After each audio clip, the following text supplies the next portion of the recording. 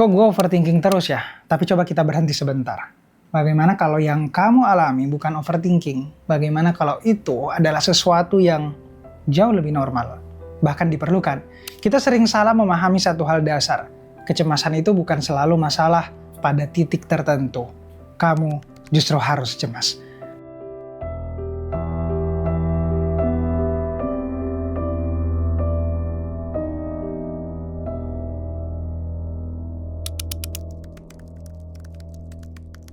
Dalam teori psikologi ada perbedaan penting yang jarang dibahas, eustress dan distress. Eustress adalah kecemasan yang membantu, distress adalah kecemasan yang melumpuhkan.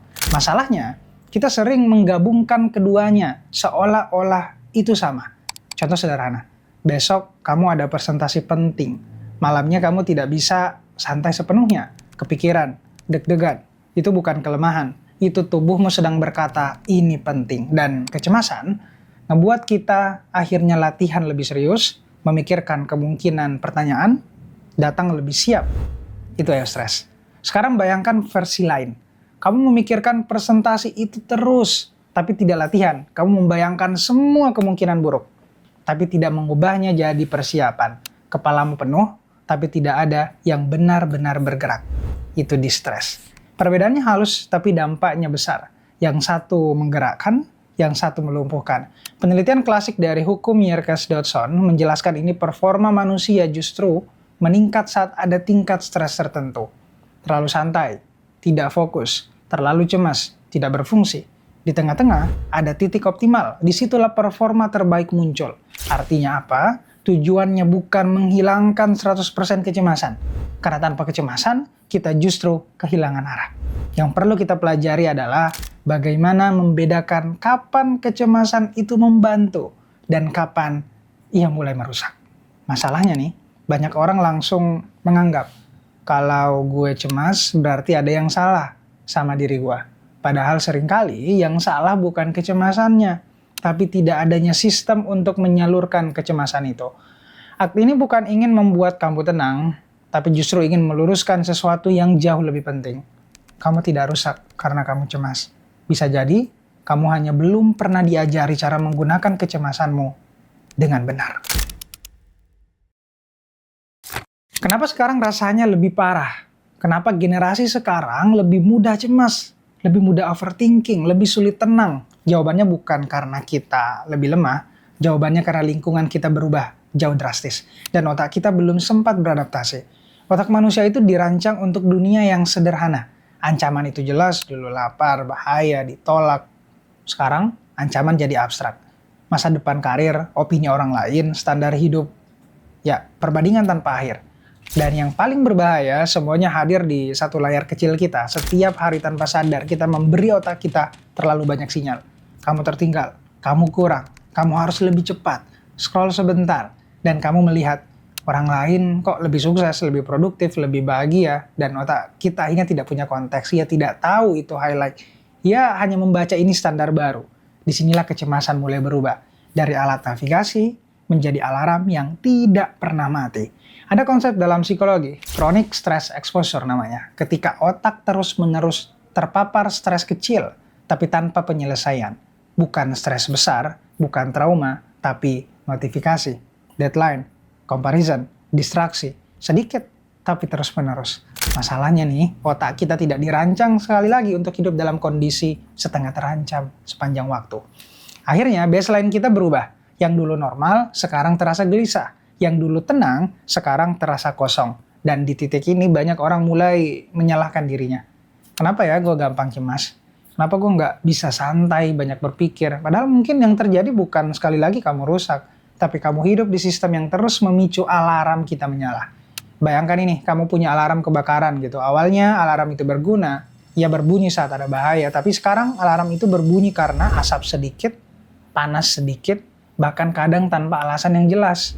Apakah masalahnya di alarmnya atau di lingkungan yang terus memicunya? Kecemasan di era digital bekerja seperti itu. Bukan karena, sekali lagi kamu terlalu sensitif, tapi karena kamu hidup di lingkungan yang terlalu banyak sinyal. Di bagian ini penting karena tanpa memahami ini, kita akan terus mencoba memperbaiki diri di sistem yang sebenarnya bermasalah. Jadi sebelum kamu bilang gue harus lebih tenang, mungkin ada pertanyaan yang lebih jujur seperti apa yang terus membuat gue tidak bisa tenang.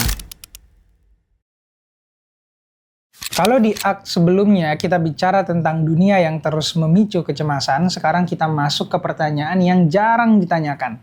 Kenapa orang yang cemas sering lebih peka dari yang lain? Coba perhatikan ini. Di dalam ruangan yang sama, ada dua orang. Satu terlihat santai, yang satu terlihat gelisah. Yang santai bilang kayaknya aman. Yang cemas bilang kayaknya ada yang gak beres. Dan anehnya, seringkali yang cemas itu benar. Dalam psikologi ada istilah anxiety sensitivity. Orang dengan kecemasan tinggi cenderung lebih cepat menangkap perubahan kecil, potensi resiko, sinyal yang tidak terlihat jelas. Mereka bukan sekedar takut. Mereka lebih cepat membaca kemungkinan. Ada juga konsep yang disebut defensive pessimism. Ini strategi mental yang sering dipakai orang cemas secara alami. Mereka membayangkan skenario terburuk atau pre-mortem. Bukan untuk menyerah, tapi untuk bersiap. Misalnya, sebelum presentasi mereka sudah bayangkan gagal sebelum ujian. Mereka sudah bayangkan salah dan karena itu mereka justru latihan jauh lebih banyak dari sebelumnya. Mempersiapkan lebih detail, lebih siap menghadapi gangguan, dan beberapa penelitian menunjukkan orang dengan tingkat kecemasan moderat sering punya performa lebih baik dibanding yang terlalu santai. Kenapa? Karena mereka tidak meremehkan resiko. Masalahnya bukan pada kemampuan ini. Masalahnya ketika kemampuan ini tidak punya arah. Bayangkan, kamu punya radar yang sangat sensitif. Kamu bisa mendeteksi ancaman lebih cepat dari orang lain. Tapi radar itu tidak punya sistem, tidak ada peta, tidak ada keputusan, tidak ada tindakan, dan akhirnya kamu hanya melihat lebih banyak bahaya tanpa tahu harus melakukan apa. Itulah yang terjadi pada banyak orang yang cemas. Mereka melihat lebih jauh, berpikir lebih dalam, overthinking, menyadari lebih banyak kemungkinan, tapi semua itu berhenti di sini.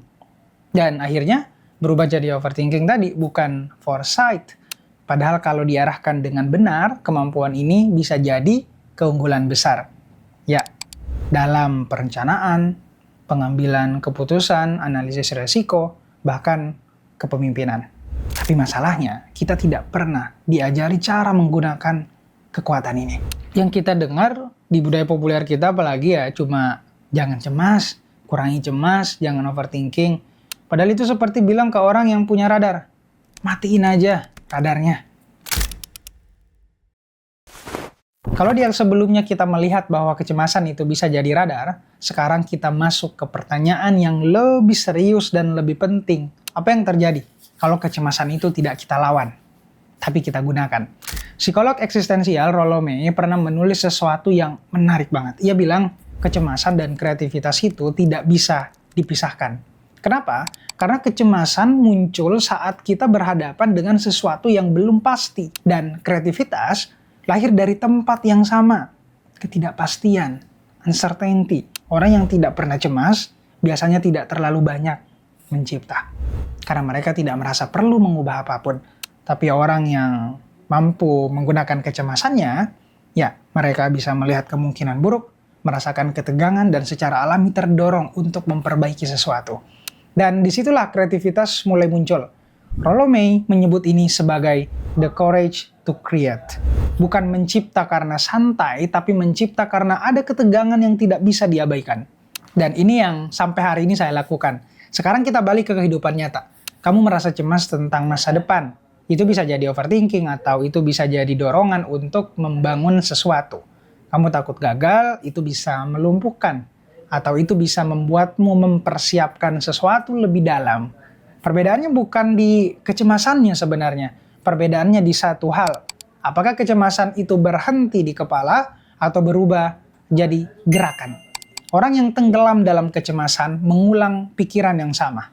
Tapi orang yang mulai menguasai kecemasan, mengubah pikiran itu menjadi tindakan. Dan di sini kita sampai ke inti yang sering disalahpahami. Menguasai kecemasan bukan berarti kamu tidak lagi cemas.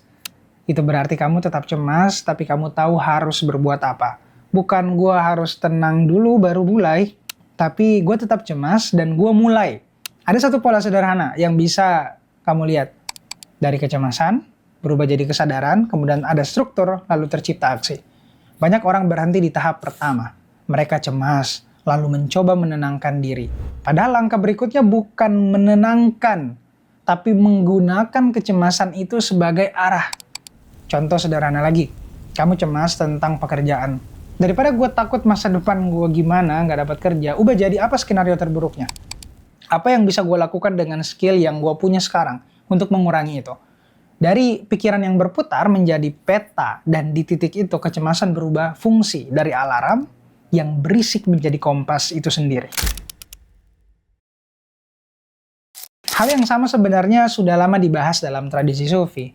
Para sufi melihat kecemasan bukan sekedar gangguan mental, tapi sebagai gejala jiwa yang belum tertata. Dalam banyak tulisan tasawuf, penyakit jiwa bukan hanya marah, iri, takut, tapi juga hati yang tidak punya arah. Dan obatnya bukan sekedar distraksi, bukan hiburan, bukan pelarian, tapi kesadaran, refleksi, dan pemahaman diri. Artinya sebenarnya sederhana. Kecemasan bukan untuk dihilangkan, tapi untuk ditenangkan melalui makna. Ada satu hal yang jarang kita akui tentang kecemasan. Ia tidak selalu datang untuk menyakiti kita. Kadang ia datang karena kita terlalu lama menahan sesuatu. Menahan ketidakpastian, menahan rasa tidak cukup, menahan pertanyaan yang tidak pernah benar-benar kita jawab. Dan semua itu pelan-pelan berubah jadi suara di kepala yang tidak pernah berhenti. Kamu menyebutnya overthinking. Padahal mungkin itu adalah bagian dari dirimu yang selama ini berusaha untuk didengarkan. Kamu mencoba menenangkannya, scrolling, cari distraksi, menyibukkan diri. Tapi setiap kali semuanya kembali sunyi, ia muncul lagi seolah berkata kita belum selesai. Dan mungkin memang belum. Mungkin selama ini kita nggak lemah karena cemas, tapi justru hanya terlalu lama hidup tanpa benar-benar duduk dan bertanya jujur ke diri sendiri. Sebenarnya, gue takut apa? Karena di balik kecemasan, seringkali bukan kekacauan, tapi kejujuran yang belum sempat diucapkan. Tentang hidup yang tidak kamu pilih, tentang arah yang tidak jelas, tentang versi dirimu yang kamu abaikan demi bertahan. Dan itu berat. Wajar kalau kamu lelah, tapi mungkin kecemasan itu tidak datang untuk menghancurkanmu. Ia datang untuk menghentikanmu sebentar aja, supaya kamu tidak terus hidup dengan autopilot yang sama. Dalam banyak tradisi lama, termasuk yang dibahas oleh para sufi tadi, jiwa yang gelisah bukan berarti rusak. Ia hanya belum pulang. Dan pulang di sini bukan tempat, tapi keadaan. Keadaan di mana kamu tidak lagi lari, tidak lagi pura-pura kuat, dan akhirnya berani melihat dirimu sendiri tanpa distraksi. Mungkin itu yang paling kita hindari. Bukan kecemasannya, tapi apa yang ia coba tunjukkan. Kalau kamu merasa cemas, dan selama ini kamu menganggap itu sebagai kelemahan, mungkin kamu salah. Mungkin itu adalah bagian dari dirimu yang masih cukup hidup untuk tahu bahwa ada sesuatu yang tidak beres. Dan mungkin saja, itu bukan sesuatu yang harus kamu matikan, tapi sesuatu yang pelan-pelan kamu pahami. Karena pada akhirnya, hidup yang tenang bukan hidup tanpa kecemasan, tapi hidup di mana kamu tidak lagi takut untuk mendengarkan dirimu sendiri. Kalau kamu sampai di sini, mungkin kamu tidak sendirian seperti yang kamu kira.